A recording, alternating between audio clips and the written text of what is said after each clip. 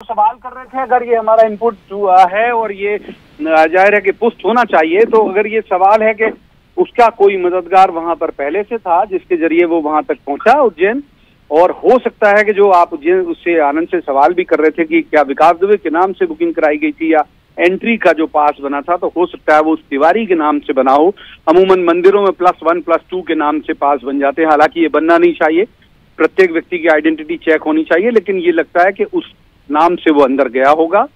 और हैरत की बात है, अगर ये एमपी पुलिस के इस दावे को सही समझा जाए कि सबसे पहले होमगार्ड के जवान ने देखा और उसके बाद फिर उसने प्लाटून कमांडर को सूचना दी, तो भारी हैरत है कि वो उज्जैन आता है, बहुत दिलेरी से दर्शन करने जाता है, उस जगह दर्शन करने जाता है जो हाई सिक्योरिटी जोन है, जहां लगातार सीसीटीवी कैमरे लगे हुए हैं। तो फिर ये कहा जाएगा कि वाकई वो बहुत दुस्साहसी है, और उसे अगर उसने सरेंडर नहीं किया है, तो यदि एमपी पुलिस की थ्योरी सही है तो फिर ये बहुत चिंता की बात है और बहुत सारे सवालों को जन्म देती है। दीपेश बिल्कुल, लेकिन कुछ कुछ चीजें अभी भी सस्पेंस क्रिएट कर रखी हैं कि आखिर मंदिर परिसर में आ जाना, उज्जैन में पहुंच जाना, कहां से कहां कैसे लिंक जुड़ता चला गया, कैसे ये पूरा घटनाक्रम परिवर्तित होता चला गया, ये अपने आप में अभी भी सस्पेंस कहीं ना कहीं क्रिएट कर रहा है प्रवीण जी। हाँ, सस्पेंस कहानी में भी है। इसी कहानी में सस्पेंस है कि क्या वो सरेंडर करने, अगर वो सरेंडर करने आया तो उसने उज्जैन क्यों चुना। फिर यदि वो कनेक्शन की जिसकी बात जो हमारे सोर्सेस कर रहे हैं कि कोई एक व्यक्ति था उज्जैन में जो उसकी मदद कर रहा था, उसकी अभी केवल एक सरनेम पता चली है कि वो उसकी मदद कर रहा था, तो फिर वो व्यक्ति कौन था। और दूसरी बात, तो फिर वो क्या वो भागने के लिहाज से ही आया था कि यहाँ से दर्शन करके भागता, जो आपने पहले सवाल किया था, या फिर अगर एमपी पुलिस की थ्योरी पे हम देखें तो फिर एक अलग तरह की थ्योरी है कि वो उसे देखा गया, पुलिस ने उसे सबसे पहले देखा, तो पुलिस ने सबसे पहले देखा, तो फिर ये इतने अगर उज्जैन में है, एमपी में मूव कर रहा है, तब ये कहाँ थे।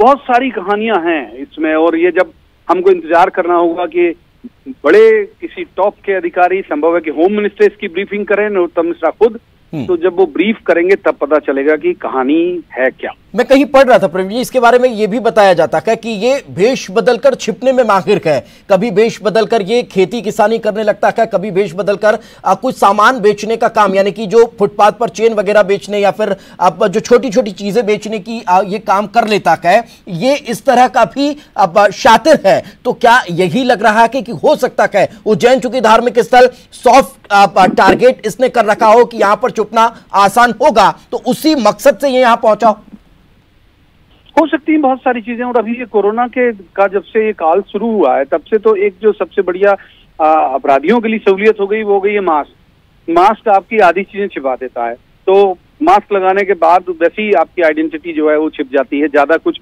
अतिरिक्त प्रयास करने की जरूरत नहीं पड़ती। तो सवाल इसके छिपने का नहीं, सवाल तो इंटेलिजेंस का है। इंटेलिजेंस डिपार्टमेंट बना इसीलिए जाता है कि हर तरह के मूवमेंट, हर तरह की गड़बड़ियों पे उसकी नजर होगी। और हैरत की बात यही है कि उसे, अगर इस थ्योरी को हम माने कि होमगार्ड के जवान ने पहले देखा, फिर प्लाटून कमांडर को सूचना दी, तो फिर पुलिस कहाँ थी? जब वो मंदिर में एंटर कर रहा था तो कहाँ थी पुलिस? तब क्यों नहीं थी सूचना कि वो यहाँ भी घूम सकता है?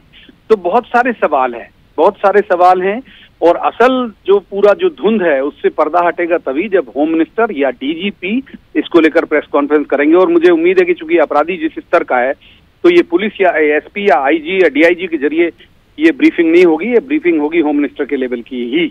जी, मैं चूंकि आपको ज्यादा देर इंगेज इसलिए नहीं करूंगा कि आप लगातार बड़े अपडेट्स अधिकारियों से बात कर निकाल रहे हैं। फिलहाल बहुत बहुत शुक्रिया हमारे साथ चर्चा में जुड़ने के लिए, और लगातार बड़ी खबर पर हम बने हुए हैं और एक के बाद एक बड़े अपडेट आप तक पहुंचाते जा रहे हैं। एक बड़ा मामला निकलकर ये सामने आ रहा है, उज्जैन से गिरफ्तारी एक इस कुख्यात बदमाश की हुई है। विकास दुबे बदमाश की गिरफ्तारी कर ली गई है। ये बड़ा अपडेट इस वक्त हम आप तक पहुंचा रखे हैं। आपको बता दें, लगातार पूरे देश में इसकी गिरफ्तारी के लिए ताबड़तोड़ छापे मारे जा रहे थे। उत्तर प्रदेश पुलिस लगातार एक्टिव थी, मध्य प्रदेश में इसके छिपे होने की जानकारी मिली थी।